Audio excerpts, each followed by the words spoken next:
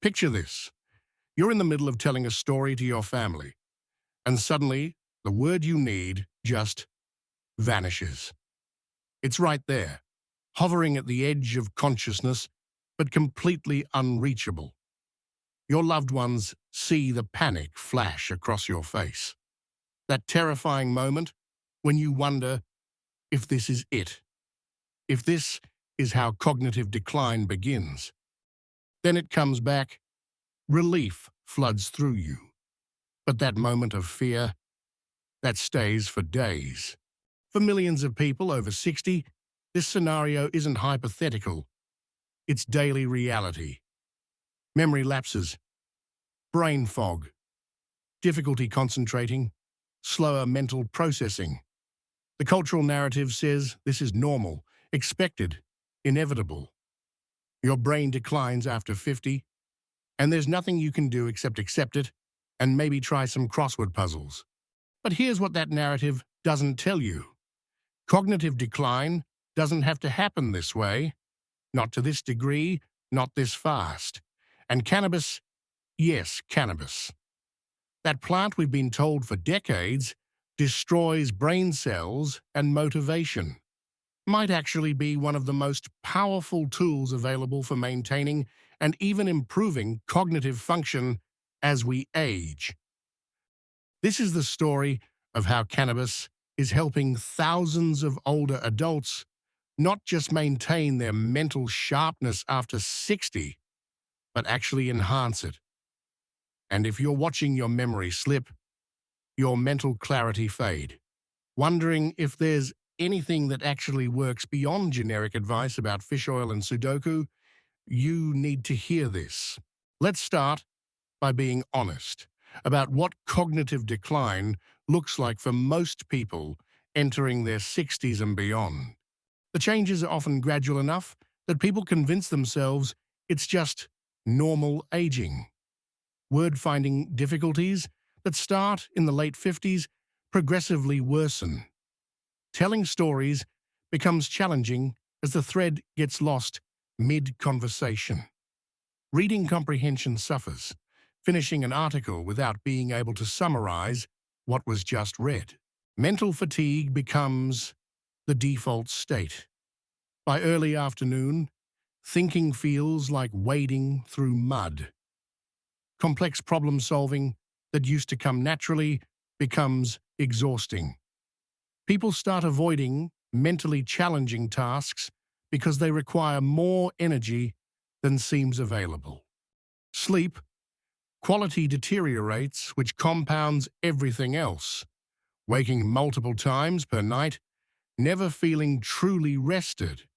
Poor sleep accelerates cognitive decline faster than almost any other factor. But perhaps the worst symptom is the brain fog, that thick haze between a person and clear thinking. Struggling to follow conversations in meetings. Rereading professional materials multiple times because nothing sticks. The frustrating sense that the sharp mind that used to be reliable is slowly fading away. Most people experiencing these symptoms go to their doctor. Tests get run. Thyroid, function, vitamin levels, standard blood panels, everything comes back normal. The conclusion? You're getting older. This is what happens. Try doing crossword puzzles and eating more fish. That's the extent of what conventional medicine offers for age-related cognitive decline that hasn't progressed to dementia. Generic lifestyle advice and resignation to inevitable deterioration. So people try the recommended interventions, brain-healthy diets with more fish and blueberries, supplements, fish oil, vitamin D, B complex, ginkgo biloba, brain training apps with daily exercises. Some of it might help marginally, but for many, the decline continues despite best efforts. The prevailing medical wisdom presents age-related cognitive decline as inevitable and largely irreversible. Neurons start dying. Inflammation increases in the brain. blood flow decreases. Neurotransmitter production drops. These processes are presented as fixed biological realities that must simply be accepted. But that story is incomplete. Yes, these changes happen, but they're not entirely beyond control. And this is where the science of cannabis and the aging brain becomes genuinely fascinating. The human brain contains an endocannabinoid system, a network of receptors and signaling molecules that regulates countless functions, including memory, learning, neuroplasticity, inflammation, and neuroprotection. This system isn't peripheral, it's fundamental to how the brain works. As people age, the endocannabinoid system becomes less efficient. Bodies produce fewer endocannabinoids naturally. Receptors become less sensitive. This decline in endocannabinoid function contributes directly to age-related cognitive problems. Here's where it gets interesting. Plant cannabinoids from cannabis can interact with this system, essentially supplementing what the body no longer produces adequately. It's not about getting high, though that's what most people focus on.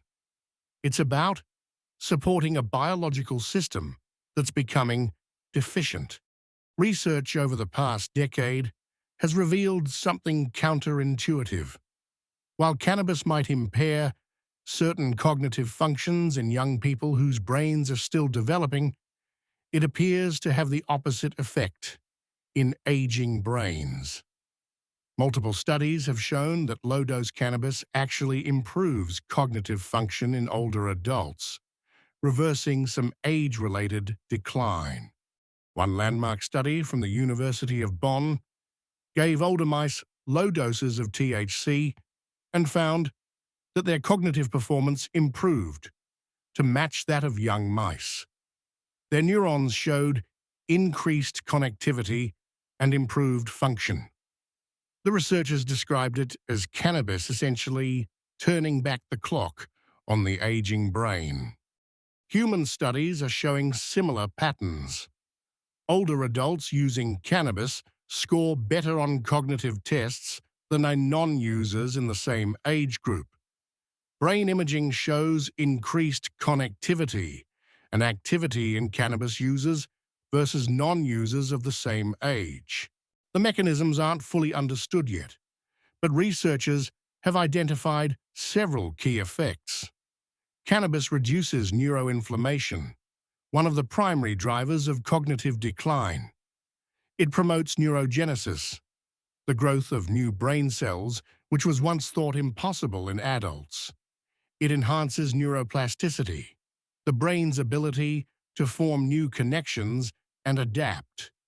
It improves cerebral blood flow, delivering more oxygen and nutrients to brain tissue. And it protects existing neurons from damage and death. When older adults first start researching cannabis for cognitive health, many are skeptical. It contradicts everything they've been told about cannabis for decades. But the science is compelling enough that thousands are deciding to try it. The approach that shows the most promise starts with CBD oil. No THC, no psychoactive effects, just the therapeutic cannabinoid. Many people begin here and notice subtle improvements in sleep quality and reduced anxiety. But for significant cognitive enhancement, CBD alone often isn't enough. Adding low-dose THC is where dramatic changes typically occur. And this is crucial to understand. We're not talking about getting stoned. We're talking about microdosing, consuming just enough THC to engage the endocannabinoid system therapeutically without producing significant intoxication.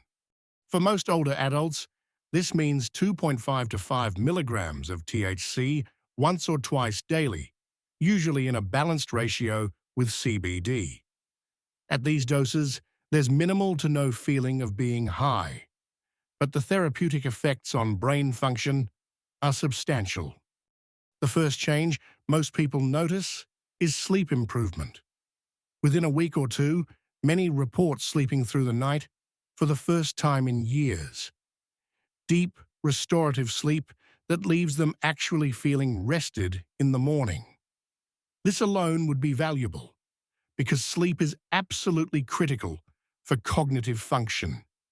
The brain consolidates memories and clears out metabolic waste during deep sleep.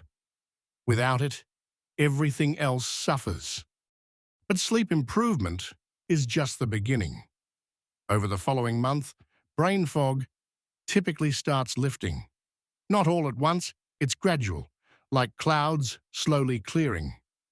Afternoons stop being a mental slog. People can work effectively later in the day. Complex tasks don't feel overwhelming anymore. Word finding improves dramatically. That frustrating experience of knowing what you want to say but not being able to access the word happens less and less frequently. Conversations flow more naturally. Mid-sentence pauses decrease. Reading comprehension returns. People can read professional journals, books, and complex articles and actually retain what they're reading. Rereading paragraphs multiple times becomes unnecessary. But perhaps most significantly, mental energy and motivation return. People want to engage with challenging material again. They start taking on more complex projects. They feel mentally capable in a way they haven't in years. Family members often comment that their loved ones seem sharper than they have in a long time. After 6 months, many people report functioning cognitively better than they did in their late 50s. They're not just maintaining, they're actually improving. The specifics of effective cannabis use for cognitive health matter enormously. Random cannabis consumption won't necessarily produce these benefits. This is about intentional, informed use for a specific therapeutic purpose. The protocol that works for most people involves a 1.1 CBD-THC ratio tincture used consistently. 1 dose in the morning, typically 5 mg CBD and 5 mg THC, provides baseline support for the endocannabinoid system throughout the day without noticeable intoxication. Some people take another small dose in the evening, especially when reading or doing mentally demanding work.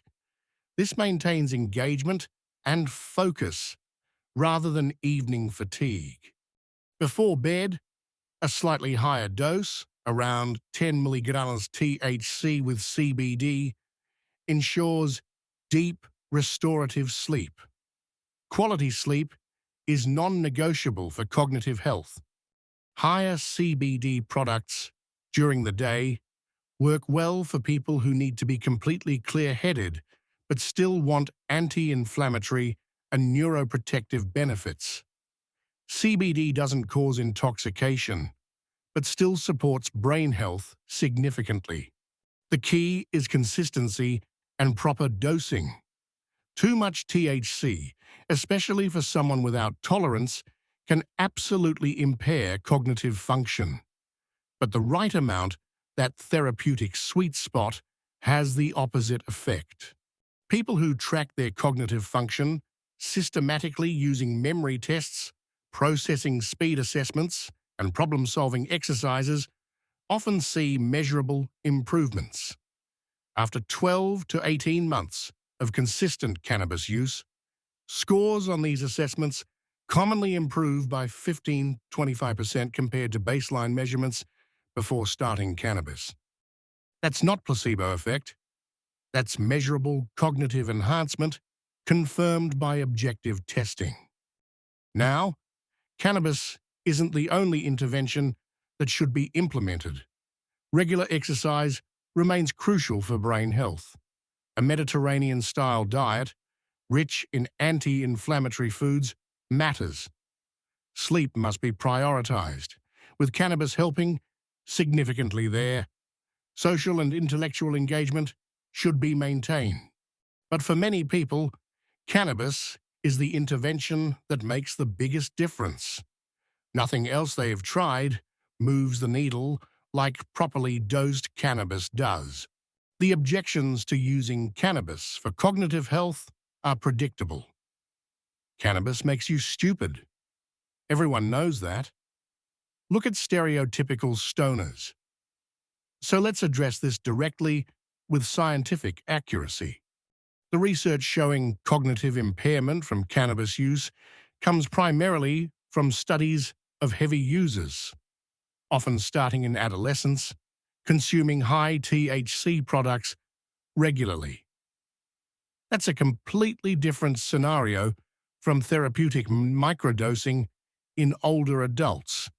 Young brains are still developing until the mid-20s. Cannabis can interfere with that development process, potentially causing lasting changes. But in brains that are already fully developed and starting to decline, the risk-benefit calculation is entirely different. Dose matters enormously. High doses of THC absolutely can impair memory and cognitive function regardless of age. But low doses, the therapeutic microdoses being discussed here, have the opposite effect in older adults. This isn't controversial in the scientific literature anymore, even if it hasn't penetrated public consciousness. The concerns about cannabis and cognition are valid for certain populations and use patterns. They're not valid for informed therapeutic use in older adults dealing with age-related cognitive decline. Studies tracking older adults using cannabis therapeutically show no negative cognitive side effects at proper doses. No memory problems beyond what would be normal for age, no attention deficits, no executive function impairment. If anything, all of these metrics improve. The real question isn't whether cannabis poses risks. Everything does. The question is whether the benefits outweigh those risks for older adults dealing with cognitive decline. And the emerging evidence strongly suggests yes. Here's what's frustrating. This information isn't reaching the people who need it most. Older adults, the demographic most affected by cognitive decline, are the least likely to consider cannabis as a solution because of decades of stigma and misinformation. Most doctors are dismissive when patients mention using cannabis for cognitive health. They don't know the research. They've absorbed the cultural narrative that cannabis is harmful and never questioned it. When shown studies demonstrating neuroprotective effects and cognitive enhancement in older adults, many are genuinely surprised. The medical establishment is slowly catching up, but it's moving at a glacial pace. Meanwhile, millions of older adults are watching their cognitive function deteriorate, trying ineffective interventions, and never hearing about something that might actually help. Because it's still federally illegal and culturally stigmatized, this needs to change. The research exists.